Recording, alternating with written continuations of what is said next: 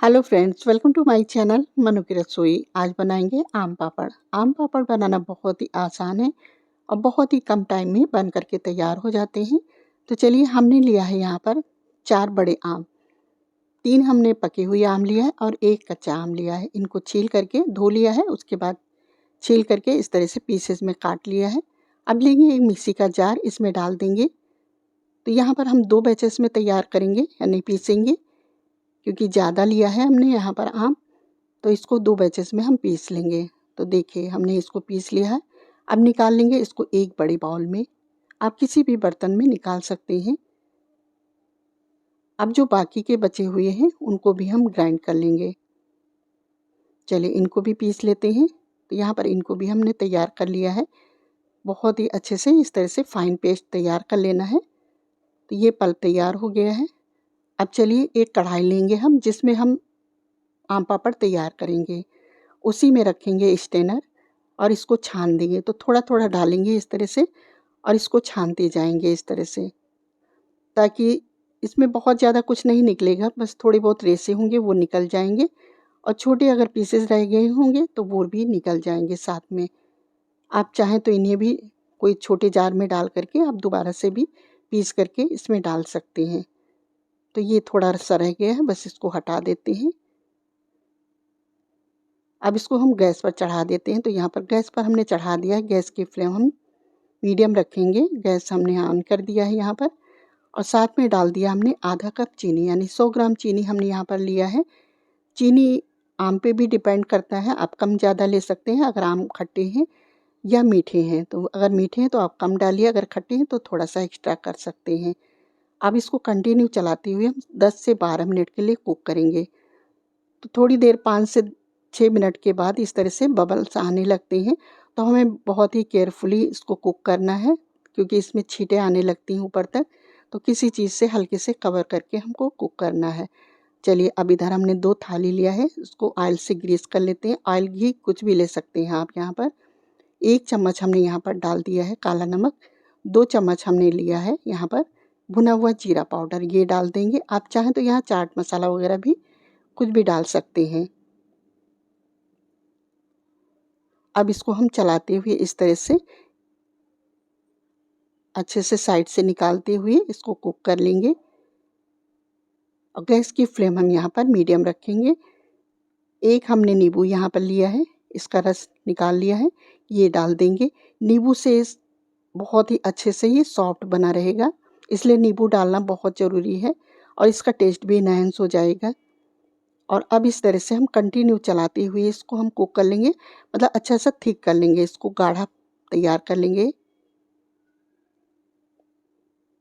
इसी तरह से साइड से निकालते हुए चलाते जाएंगे और देखिए इसकी कंसिस्टेंसी इस तरह से आ जाएगी।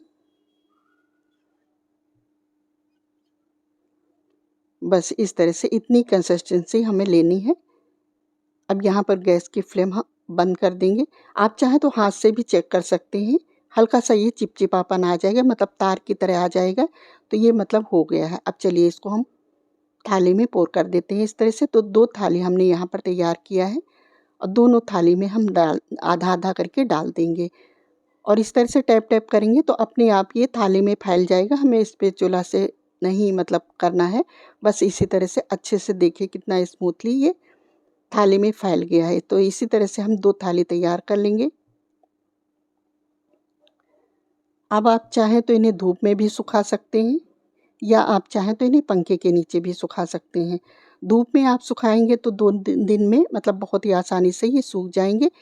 लेकिन अगर आप धूप में सुखा रहे हैं तो इसके ऊपर कोई जाली या मतलब कोई कॉटन का कपड़ा ज़रूर डाल दीजिए, ताकि इसके ऊपर डस्ट ना आए, क्योंकि धूप हमें बाहर ही मिलेगी। अगर आप पंखे के नीचे सुखा रहे हैं तो भी आप रात में इसके ऊपर कोई कॉटन का कपड़ा ज़रूर डाल दीजिएगा। तो रात में अगर मतलब पंखे के नीचे अगर आप सुखा रहे हैं तो इसमें 3 दिन लग जाएंगे सूखने में, और आसानी से ये पंखे के नीचे भी तैयार हो जाएंगे। तो हमने इनको पंखे के नीचे ही देखिए सुखा लिया है। 3 दिन इसमें लगे हैं, लेकिन बहुत ही आसानी से ये सूख करके तैयार हो गए हैं। देखिए कितनी आसानी से ये निकल रहे हैं। आप चाकू से या किसी चम्मच से आप साइड से टच करेंगे तो ये बहुत ही आसानी से देखिए ये निकल गए हैं, ना प्लेट में चिपके हैं और ना ही ये हाथ में चिपक रहे हैं। और कितने शाइनी बन करके ये पापड़ तैयार हो गए हैं। तो देखिए इसी तरह से हम दूसरा भी निकालते हैं। तो देखिए ये भी कितना शाइनी है और कितना बहुत ही अच्छा कलर भी आ गया है। अब इसको साइड से हम इस तरह से कट लगाएंगे और बीच से इस तरह से काट देंगे। अब आप चाहें तो इनको छोटे बड़े जैसे भी पीसेस में काटना चाहते हैं आप इनको काट करके रख लीजिए। हम इनका रोल तैयार करेंगे इस तरह से। तो बड़े बड़े पीसेस में हमने काट लिया है और इस तरह से देखिए मोड़ते हुए इनको हम रोल इस तरह से बना लेंगे। और इनकी थिकनेस देख लीजिए इस तरह रखनी है। आप मोटे पतले कैसे भी रख सकते हैं। तो रोल हमने यहाँ पर बना लिए हैं। चलिए अब इसको हम एक प्लेट में लगा लेते हैं। सारे रोल तैयार कर लेंगे। तो यहाँ पर हमने प्लेट में इनको रख लिया है। तो देखिए कितने अच्छे ये बन कर के तैयार हो गए हैं। कौन कहेगा कि आपने इनको घर पर तैयार किया है। कितना आसान है बनाना और मार्केट से बहुत ही अच्छे ये घर पर बन कर के तैयार हो गए हैं।